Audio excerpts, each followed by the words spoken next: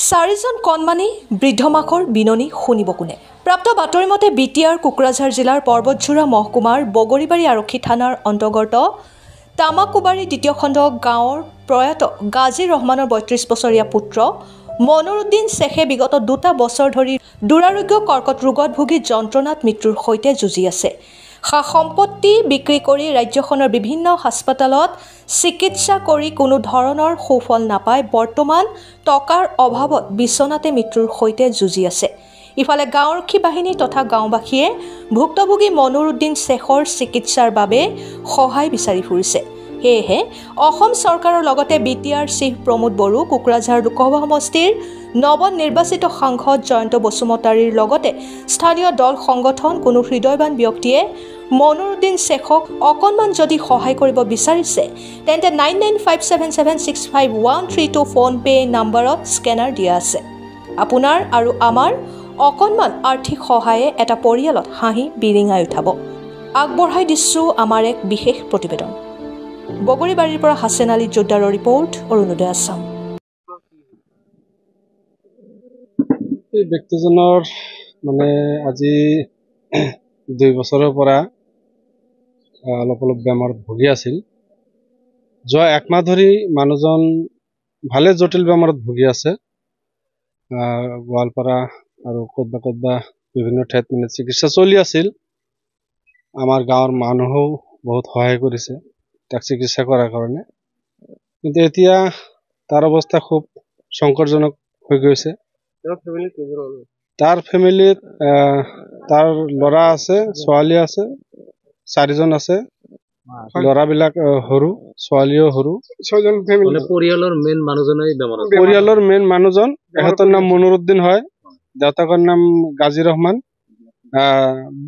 তামুকবাৰী দ্বিতীয় খণ্ড ঘৰ, আমাৰ সাব ডিভিজন পৰ্বতঝোৰা হয়। বেমাৰটো বহুত দিনৰ পৰা ভুগি আছে, কিন্তু 1 মাহ ধৰি এখেতে একদম বিছনাসজ্জা হৈ গৈছে। এতিয়া যে চিকিৎসা কৰিব সেইখিনি ক্ষমতা নাই।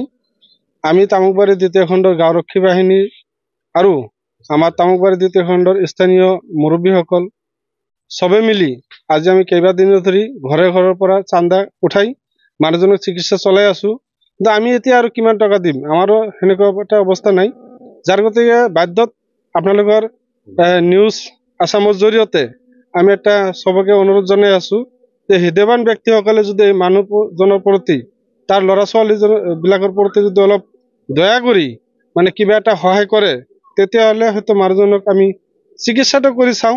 এতিয়া ওপৰৱালাৰ হাতত আমি চেষ্টাৰ কাৰণে আমি আপোনালোকক মাতিছো, আপোনালোকৰ জৰিয়তে মেছেজখন দিব বিচাৰিছো যাতে আমাৰ এই পৰ্বতঝোৰা সাব ডিভিজনত বহুতো হৃদয়বান ব্যক্তি আছে, চেয়াৰমেন আছে, ভিজিডিচিৰ পৰা আৰম্ভ কৰি বিভিন্ন বিভাগ আছে, তাৰ পৰা যাতে আমি সহায় পাওঁ।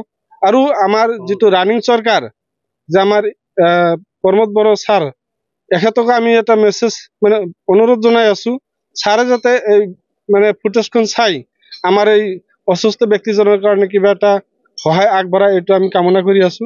ইয়াৰ কোনো যোগাযোগৰ নম্বৰ বা ফোন পে নম্বৰ হয় আছে, এইটো নিশ্চয় আমাৰ ভিডিঅ'ত দিয়া থাকিব। Phone pay